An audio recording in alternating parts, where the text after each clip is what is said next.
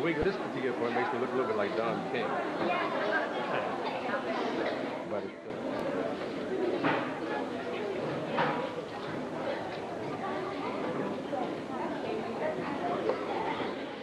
bit of background about Mr. Morsell.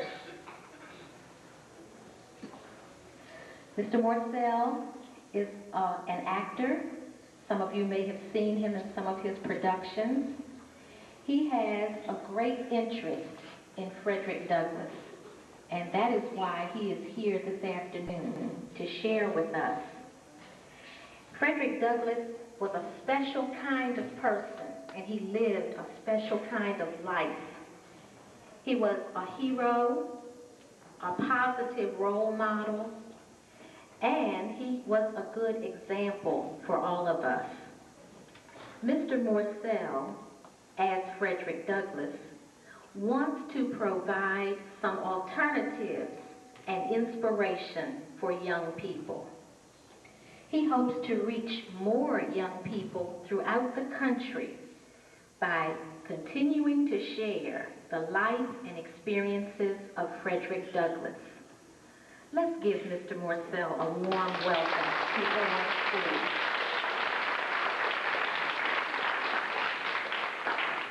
Good afternoon. That sounds great. This is a real pleasure for me. I've been in Washington now about a week, and to have a chance to come and share a life with the young people who were so close to Frederick Douglass's own heart is a tremendous privilege for me. Now, how many of you, I shouldn't ask you this, but I'm going to ask you anyhow, how many of you have heard of Frederick Douglass? Raise your hands. Terrific. How many of you have been to the Frederick Douglass home over here in Anacostia? Terrific. When was the last time you were there? This year? A couple of weeks ago? Huh? During the summer? How many of you have been there more than one time? Terrific. That's just great. Okay, well, what I want to do today is I want to tell you a little bit about where Frederick Douglass was born. And most of you, I think, know that he was born here, right? Do you know that? Okay, well, I asked Ms. Bradshaw if she would put together a map. How many of you can see this? You may not be able to see it exactly in terms of the names. Okay. But we are here in Washington, D.C., and I assume we're in the southeastern portion of Washington. Is that correct? Okay. So that means we're down around this area here. But he was born in Talbot County on the eastern shore of Maryland, in and around the Tuckahoe Creek and the Choptank River, all which flow around in this area here, Tuckahoe, Hillsborough, Easton, St. Michael's. Have any of you ever been down in that area? Yeah? Any of you from that area? Born down there? Lived down there? Okay. But he lived here for the first 8 years of his life. And for the first, actually almost the first 6 years of his life, as some of you may know in reading his autobiography, the narrative, or if your teachers ever read it to you. This is the first book. The first autobiography that he wrote in 1845. So he wrote this book about 150 years ago. And it's a good book to read. So some of you are even at an age right now where you could read it. But he lived the first 6 years with his grandmother in the area around Tuckahoe. And he was not going to a plantation at all at that time, but when he was about 7 years old, his grandmother took him to the plantation owned by Colonel Edward Lloyd of Maryland, who was a big landowner and a big slave owner. And he lived with his master, who was an overseer, or the man who was in charge of running the plantations. And that man's name was Captain Anthony. Have any of you heard those names before? Colonel Lloyd, Captain Anthony? Okay. When he was about 8 years old, his master had him go to Baltimore. And it was in Baltimore that he lived with a relative of his master. And it was while he was at Baltimore that he lived with a Mr. and Mrs. Hugh Auld. That name is spelled A-U-L-D, and that name is very important, and that family is very important because it was Mrs. Auld who taught Frederick Douglass the beginning of how to what? How to read, right. And you all know what happened when her husband found out that she was teaching Frederick how to read. You know what? No, that was before. That was afterwards. But before, as soon as his, yeah. He told her to stop teaching Frederick Douglass how to read and write. That's right. What's your name? Tanisha? That's a lovely name. I like that. Okay, well, he taught her. He told her to stop teaching him how to read. And what I'd like to do for you, as soon as I put this wig on here and get myself a little bit more into the costume, is I want to tell you in Frederick Douglass's own words what I do from the play about that section. Now, what you need to understand is that the language that is used by Mr. Auld is language that we do not use or find acceptable today, because he does not refer to Frederick Douglass as a Negro or as a black boy or as a colored boy, but he refers to him with the word that none of us want to hear today and nobody wants to use today, and that is the word nigger. And I keep that word in the play because it's important that we understand what was considered an acceptable term for people of color 150 years ago and what is no longer acceptable today. Do you all understand what I'm saying? So that when I use that word in the play, I want you to understand that it's a word that we do not find acceptable today at all. And none of us should even be using it. But because it's an historical word and because we study history, we become familiar with it. But we only know about it so that we don't have to use it, okay? Now, if you'll give me a couple of minutes, and I'm going to give this microphone back to Mrs. Bradshaw. I'm going to put the wig on, and you're going to see what happens to me as I transform myself, hopefully, into Frederick Douglass. As Mr. Morsell, excuse me, Fred. Right now, this looks a little bit like Don King when I put it on initially.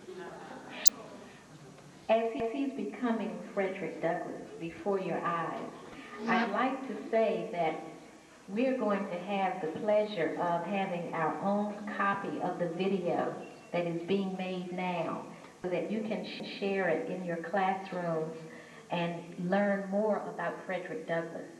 If there are some words that you're hearing this afternoon that you don't know, you will have an opportunity to go back over the video and study and make further reports on this particular important man who lived 100 and more years ago. Do you know when he died? When? 1895. Right. 1895. Do you know when he was born? 1820. 18 when?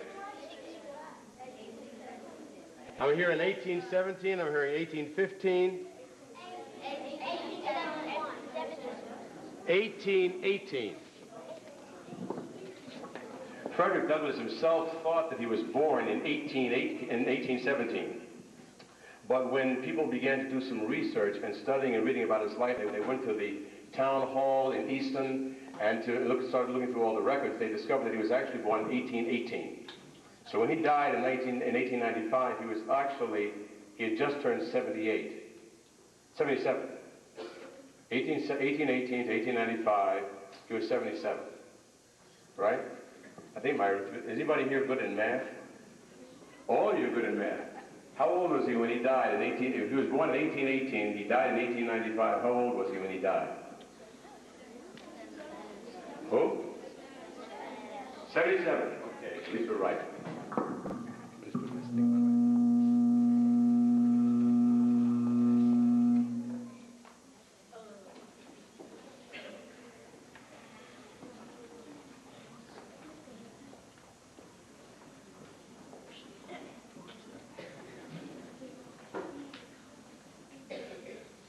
Does it look okay? Yes. Look right? Yes. Do I look like him a little bit? Yes. Actors are always concerned with the makeup and the costumes all look right, particularly when they're doing a character who is an historical character, and we have lots of pictures of him, because you've all seen pictures of Frederick Douglass, haven't you? Yes. Of course. So you want to make sure that you look as close to him as you possibly can. Okay.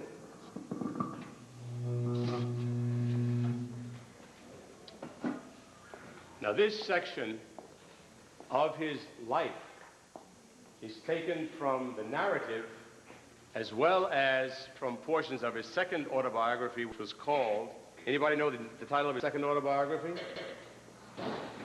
My Bondage, yeah. Did you know? The second book was called My Bondage and My Freedom. And the third one was called The Life and Times of Frederick Douglass. So this section is taken actually from the narrative. And it's how he learned how to read and write.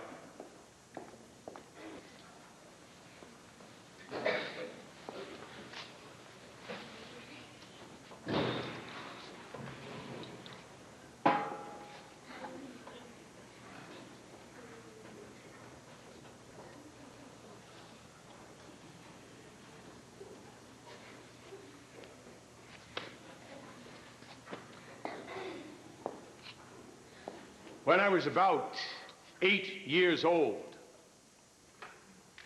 I left Colonel Lloyd's plantation and went to live with one of his relatives in Baltimore by the name of Hugh Auld.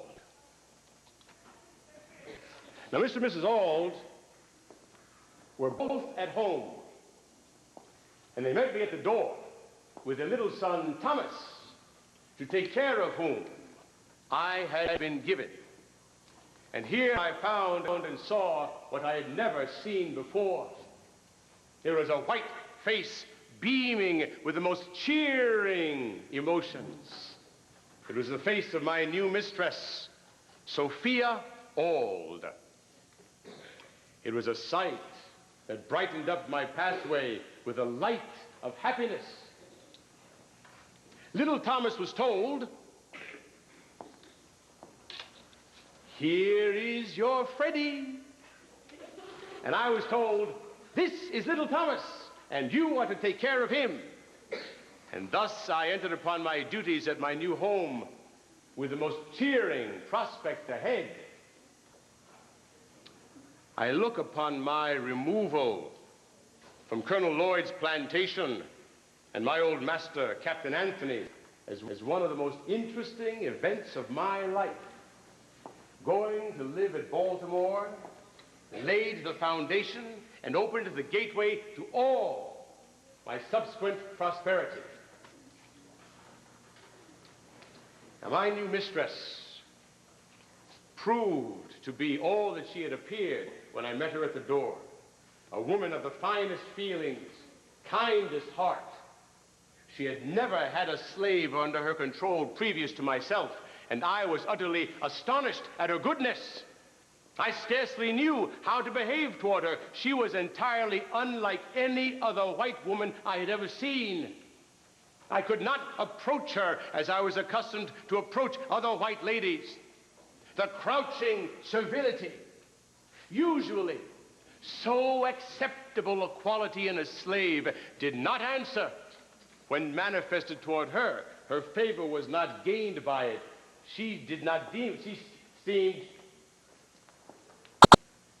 disconcerted and confused when a slave approached her that way. She did not think it unmannerly for a slave to look her in the face. Now, very shortly after I arrived in the family of Mr. and Mrs. Auld, Miss Sophia commenced to teach me the ABC. After I had learned this, she assisted me in learning to spell words of 3 or 4 letters. It was just at this point of my progress that Mr. Auld found out what was going on and at once forbade Mrs. Auld to instruct me further, telling her, among other things, it is unlawful as well as unsafe to teach a slave to read. If you give a nigger an inch, he will take a mile. A nigger should know nothing but to obey his master, to do as he is told to do. Learning will spoil the best nigger in the world. Now, said he, pointing to me, if you teach that nigger how to read, there will be no keeping him. It will forever unfit him to be a slave. It was a revelation. explaining dark, mysterious things with which my youthful understanding had struggled, but struggled in vain. I now understood what had been to me a most perplexing difficulty. To wit, the white man's power to enslave the black man. I now understood the pathway from slavery to freedom.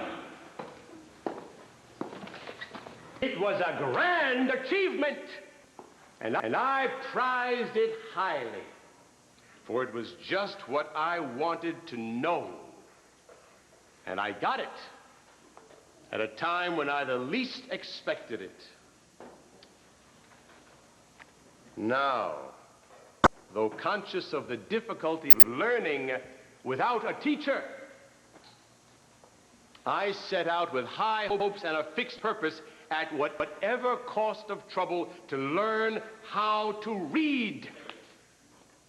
The very decided manner with which Mr. Auld spoke and sought to impress his wife with the evil consequences of giving me instruction only served to convince me that he was deeply sensible of the truths he was uttering, and that which to him was a great evil to be carefully shunned was to me a great good to be diligently sought.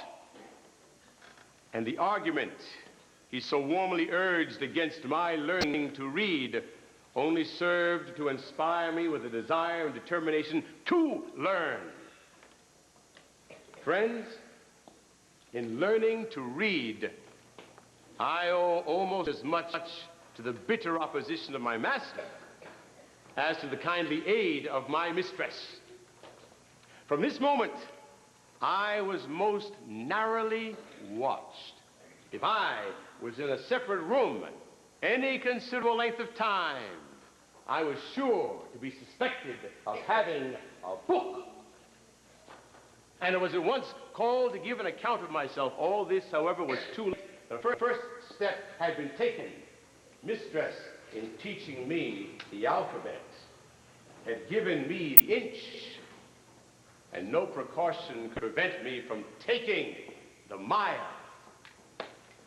Now, the plan which I adopted, and the one by which I was most successful, was that of making friends of all the little white boys whom I met in the streets. As many of these as I could, I converted into teachers. Now, I had found, shortly after my arrival in Baltimore, a torn copy of Webster's spelling book. And I used to carry it with me almost constantly, together with bread, enough of which was always in the house and to which I was always welcome. For we were better off in this regard than many of the poor white boys in our neighborhood. For a single biscuit, any of my hungry little friends would give me a lesson in spelling. I learned how to write in the same way. Master Hugh was a shipbuilder, and I spent a good deal of my time around the shipyards. The idea as to how I might learn to write was suggested to me by watching the ship's carpenters, who, after hewing and getting a piece of timber ready for use, write on that piece of timber that part of the ship for which it was intended. If it was intended for the larboard side, it would be marked anybody what? L. If it was intended for the starboard side, what would be marked? S. If it was intended for the larboard side aft, what would be marked? L. Huh? A. Starboard aft, S. A. Larboard forward. Starboard forward. SF. Right. I soon learned the names of those letters and for what they were intended when placed upon a piece of wood in use in the shipyard. And I immediately commenced copying them. In a short time, I could make the four letters named L, S, F, A.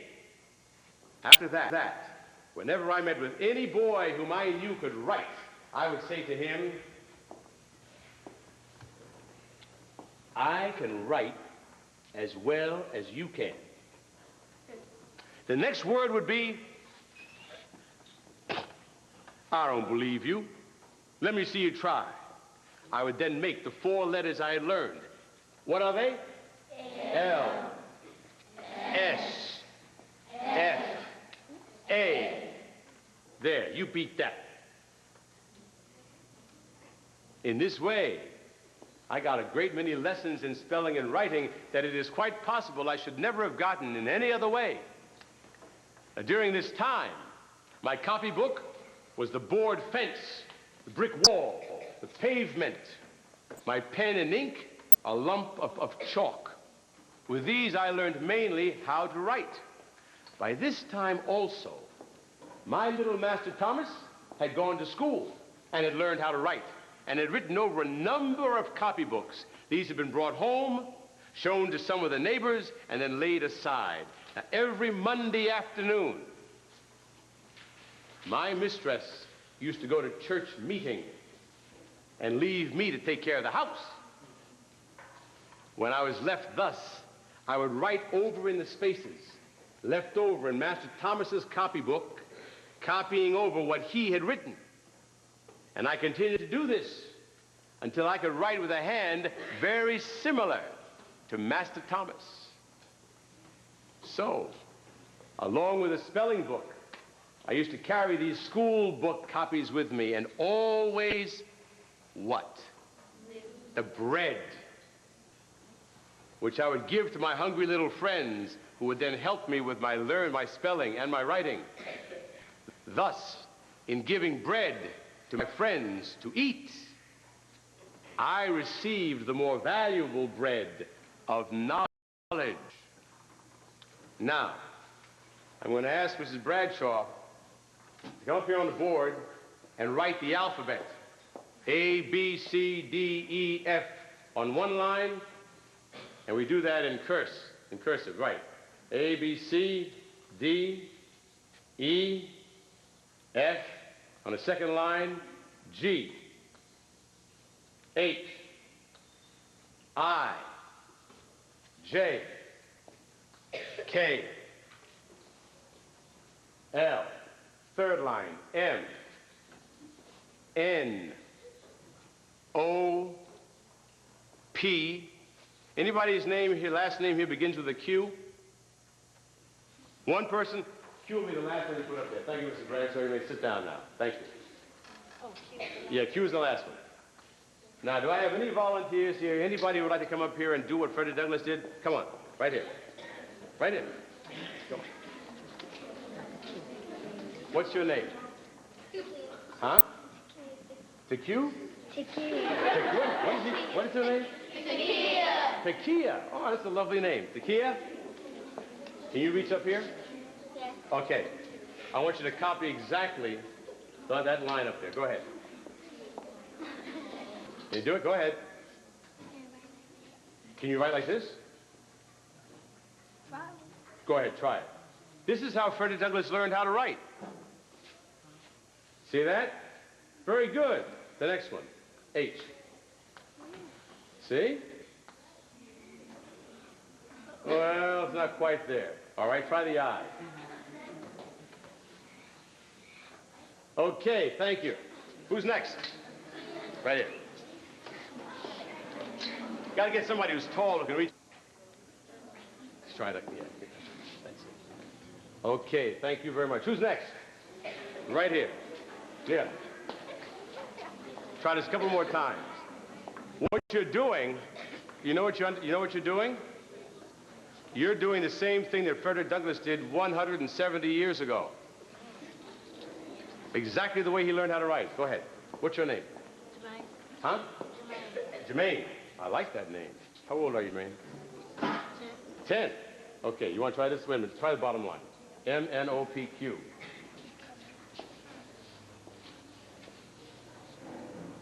Very good.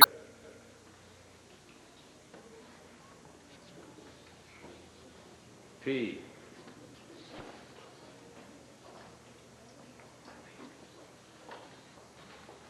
Excellent. Okay.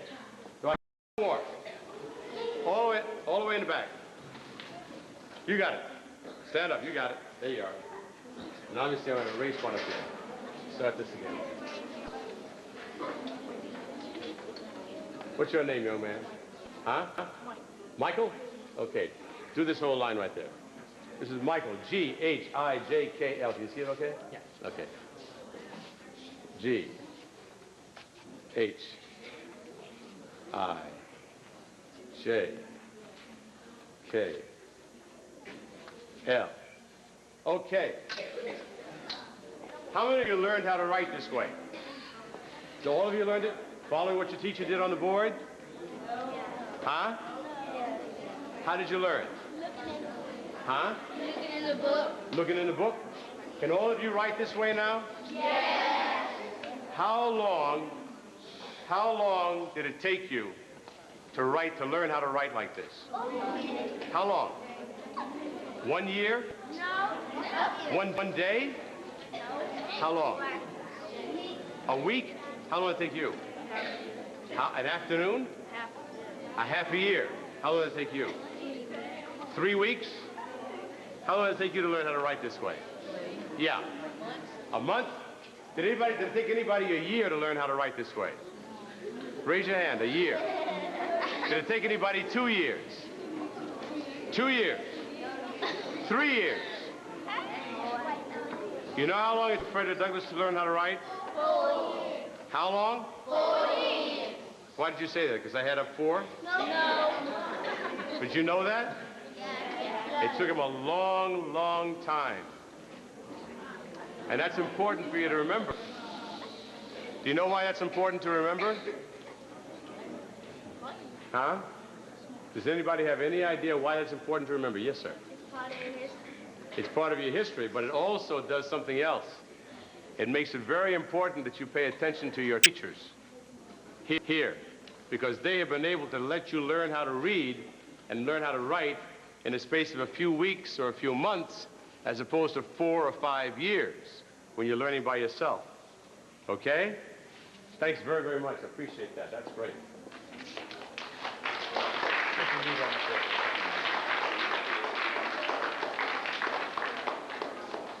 Now,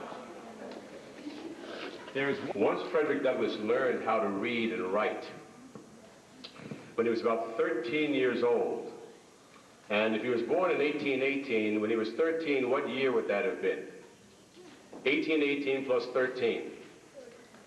What year is that? Yes, sir. Yeah. 1831. About 1831, he bought a book that he had heard a couple of schoolboys talking about, and the book was called The Columbian Orator. And the book was a collection of speeches and poetry, all dealing with the rights of people to be free, for opportunity to do whatever they wanted to do with their life. This book became, for Frederick Douglass, almost like the Bible, because in this book he discovered that the best way for people to learn about themselves and the best way for them to defeat, does everybody know the word racism? Okay. And prejudice? And discrimination? The best way to overcome that is through what he referred to and what we refer to today as the power of the spoken word. That is, take a poem and speak it out loud. Don't just read it quietly to yourself. How many of you study poetry in your classrooms? Okay. Do your teachers ask you to read the poetry out loud? How many of you like to read the poetry out loud? Okay, that's great. Because that's the key. And when you learn how to speak the poetry out loud, you will find you have a tremendous tool. Now, is there anybody here who would like to read a poem out of this book that was one of the most important books to Frederick Douglass? Oh boy, I got so many people, I don't know who to choose. I see a young man back there with a yellow shirt and a tie on. He just turned around. Now he's sitting right next to his teacher. There he is. Come on up.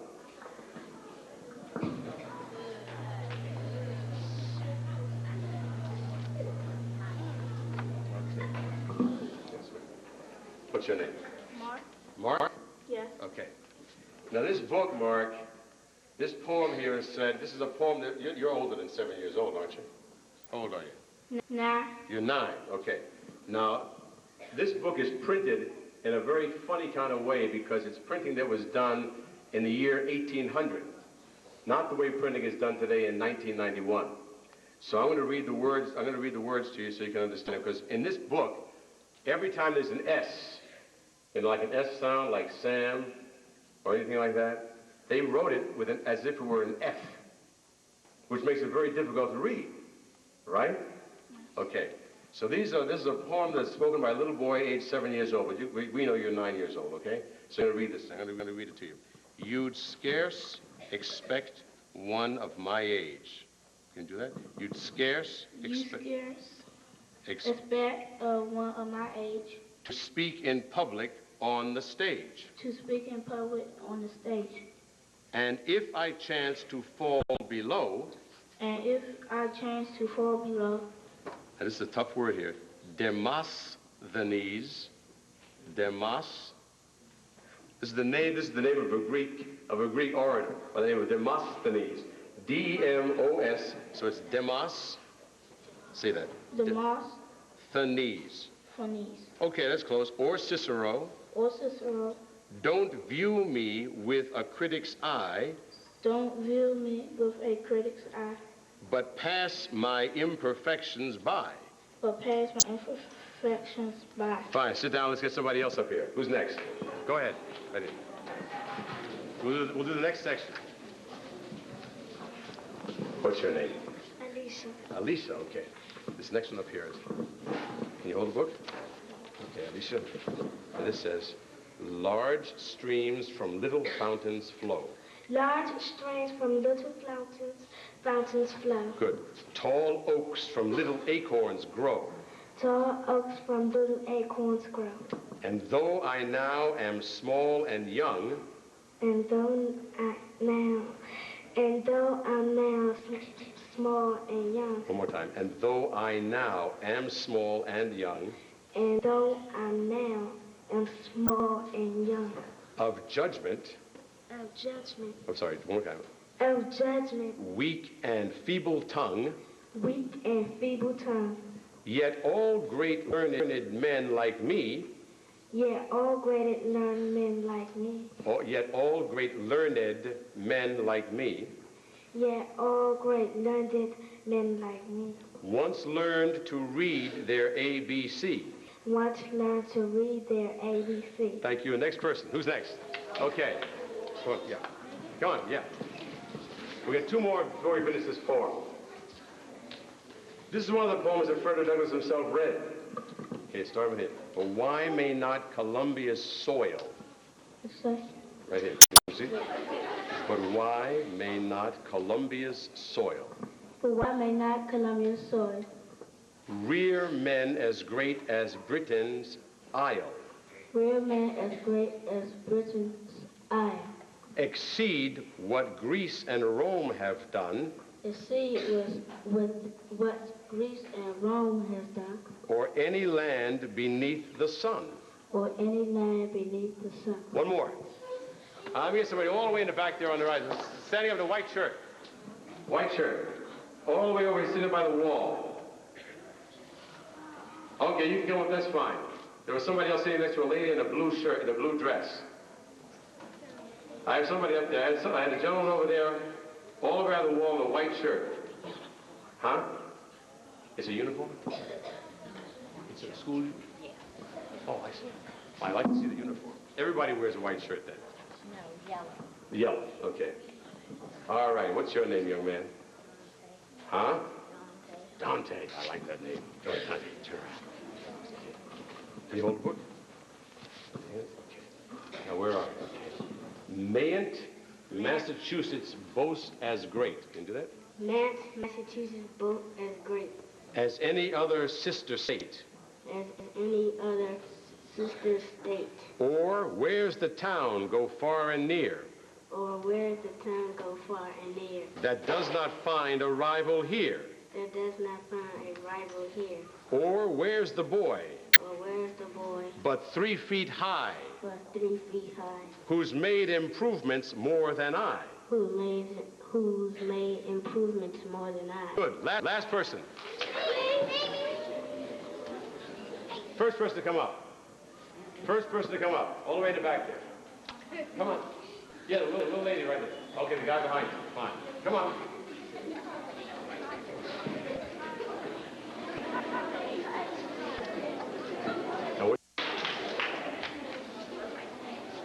This book is a wonderful book, and one of these days you may have an opportunity to purchase this book yourself.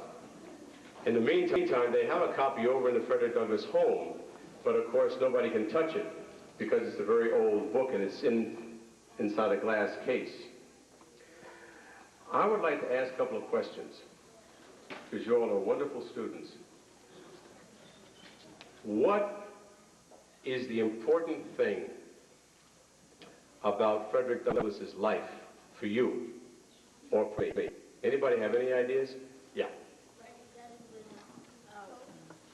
Frederick Douglass was a famous Black American. Okay. Well, why is it important for us to know something about his life? He was a famous Black American, but why should we know something about his life? That gentleman back there in the sweater. Or the lady, yeah. Can't hear you. Did Frederick Douglass did? I don't think so. Anybody else? That he was a black slave that learned how to read. Okay. That he was a black slave and he learned how to read. He taught himself how to read, didn't he? Anybody else? Yes, gentleman back there. Hold it, folks. Hold it down. Just give it a little quiet so we can hear. Go ahead. Didn't hear. He also continued with his studies, and he also became one of the most educated people in the world for the Black community. He became one of the most educated people in the world in the Black community, that's true, but he also became one of the most educated men in the world, period. Very important to remember. Yes, sir. He was an abolitionist and he fought for our freedom of slavery. Right. Anybody else?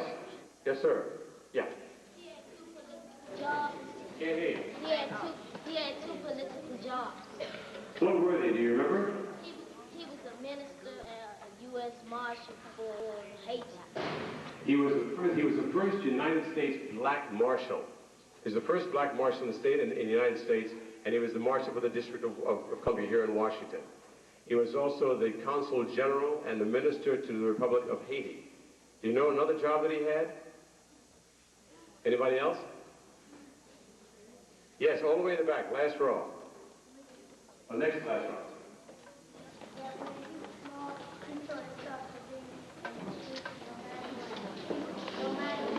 Hold it. Let me come back in here. What'd you say?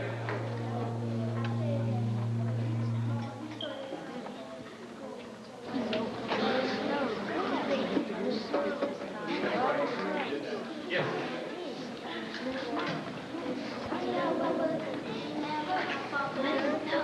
He was what? He helped us remember how far blacks He helped us to remember how far blacks have come. Yes, sir. The more he read, the more he wanted to be free. That's right. Did you all hear that?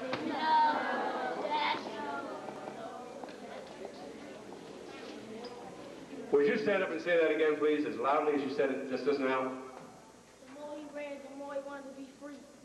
Did you all hear that over here? Yeah. What did he say? The more he read, the more he wanted to be free. Does that say anything to any of you? Yes. The more he read, the more he wanted to be free. And that's the message. That really is the message. Yes, ma'am.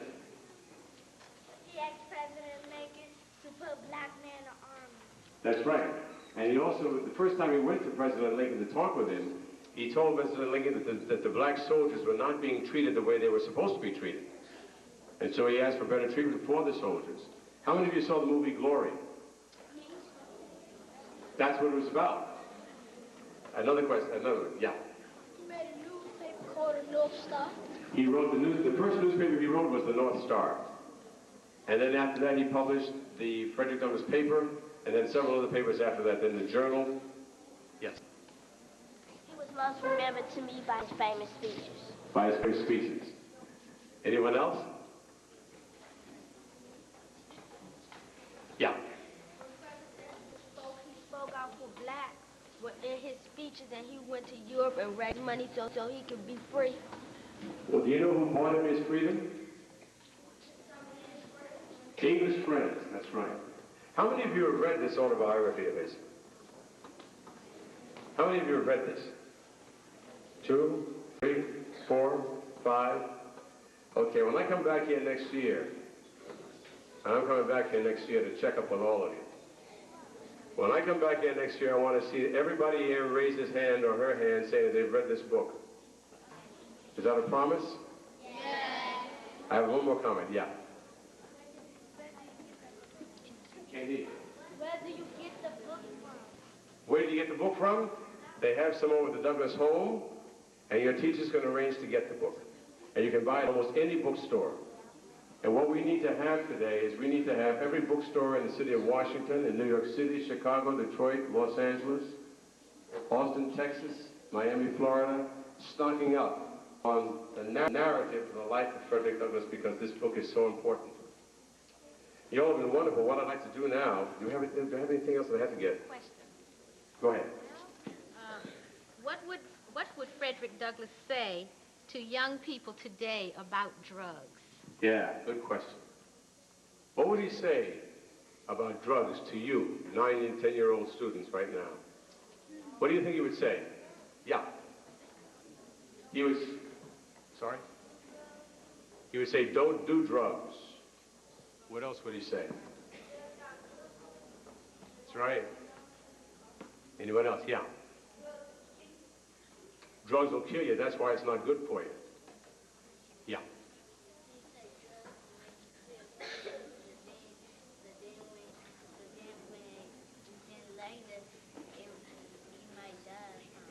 That's right. Anyone else? Yeah.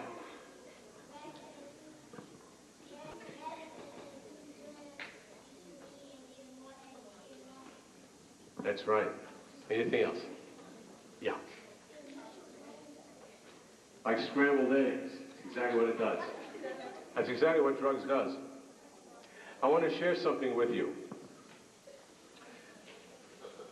About 7 years ago, I was living in Los Angeles, and a minister friend of mine, who was a black minister, told me that he was concerned about the black kids in the schools who are all your ages.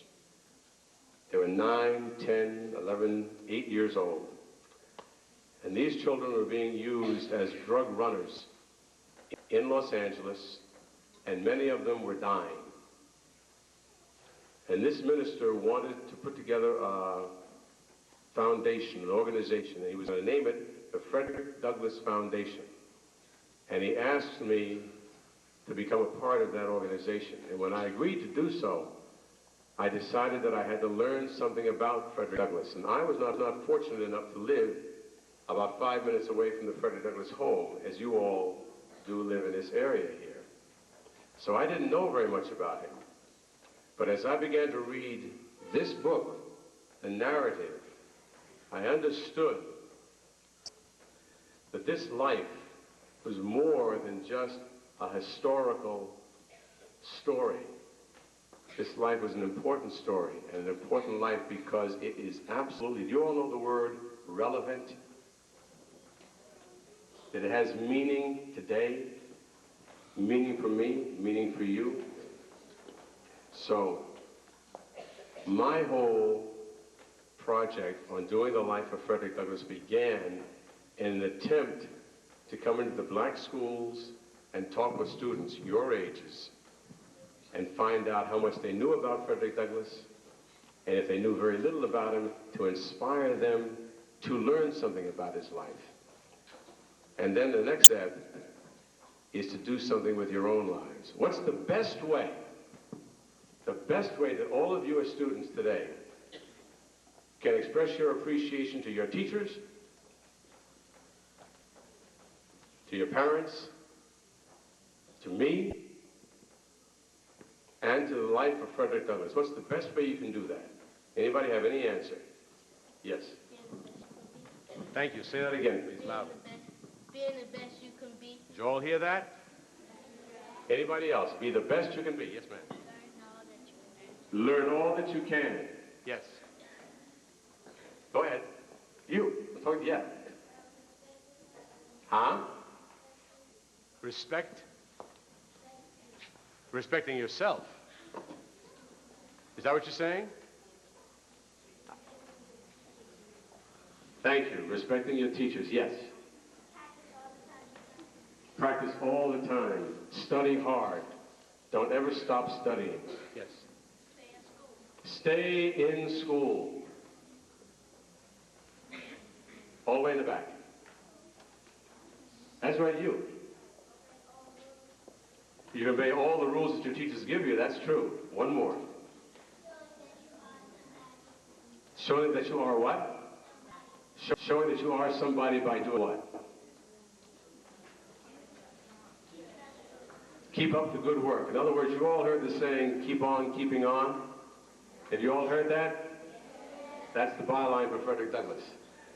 Okay, you've been a wonderful audience. What I want to do now is just give you a little bit. Do you have anything else? Is it right, John?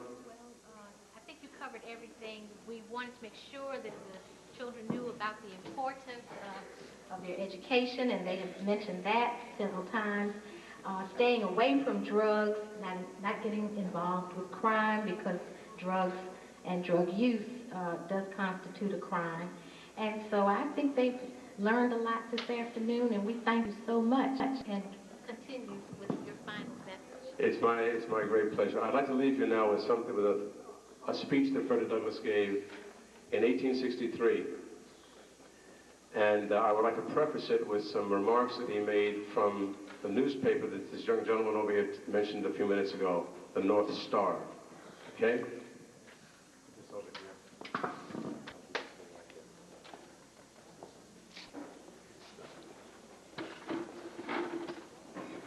Okay, now I move around a little bit on this. Lastly, I must ask what I have asked before. What are the colored people doing for themselves? The present is a time when every colored man in the land must bring this important question home to his own heart. We should know what is being done among ourselves. When our white friends have exerted all their energies, devised every scheme, and done all they can do in asserting our rights, proclaiming our wrongs, and rebuking our foes, their labor is lost unless we are found in the faithful discharge of our anti-slavery duties. It must never be lost sight of that our destiny for good or evil, for time and for eternity, is by an all-wise God committed to us. We can be improved and elevated only so fast and far as we improve and elevate ourselves. The means of education are at our command to such an extent as to make education possible. And these, thank God, are increasing. Let us educate our children. For want of knowledge, we are killed all the day. Get wisdom, get understanding is a peculiarly valuable exhortation to us, and compliance with it is our only hope in this land. It is idle for us to pray to God to break the oppressor's power while we neglect the means of knowledge which will give us the ability to break this power. God will help us when we help ourselves.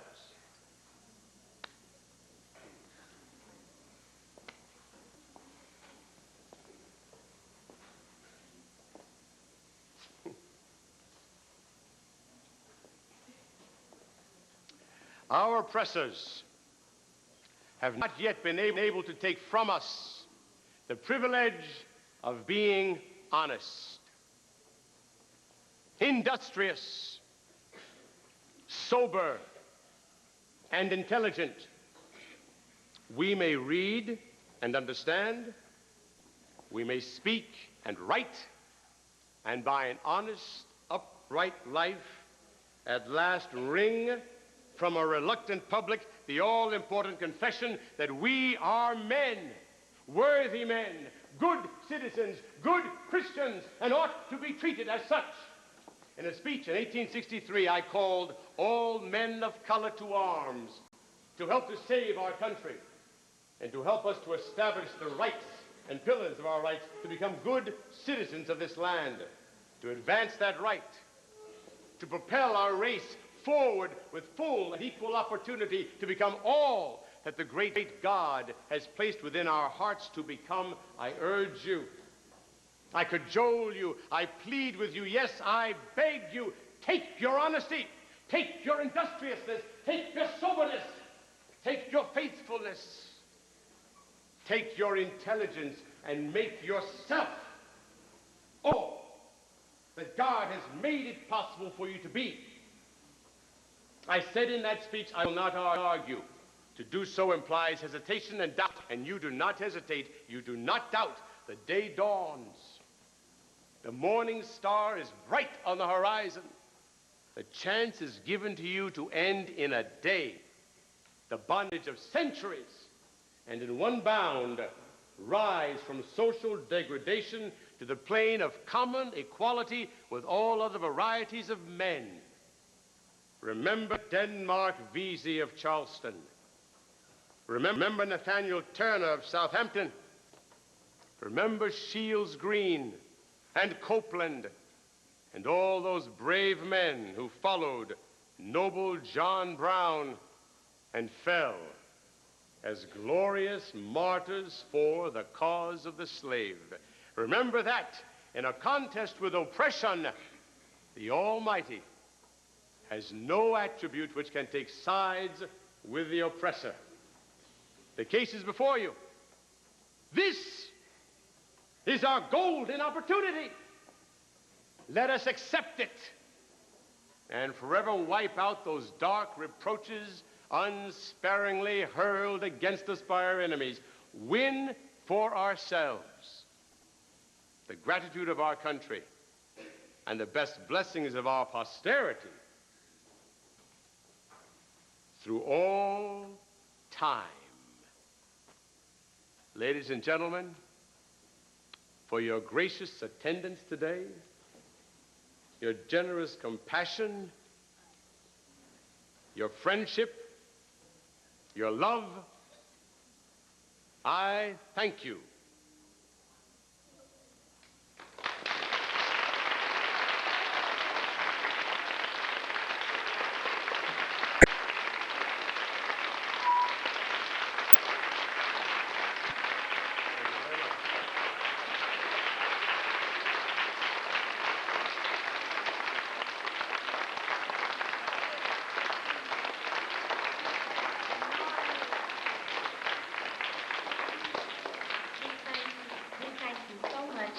Mr. Morsell. My pleasure. At this time, I would like to ask Mr. Lawrence Boone, the principal of Orr Elementary School, to come forward and give closing remarks. Thank you. First of all, I'd like to thank you, Ms. Bradshaw, for making this glorious opportunity possible. Certainly, we've had a lot of artists to come and a lot of performers to come, but this is the first time that I've seen my young people respond in this way, almost a standing ovation. So certainly they gained quite a bit from you, and we're very happy to have had this opportunity to hear you, Mr. Morsell. Thank you. Let's give him another round of applause.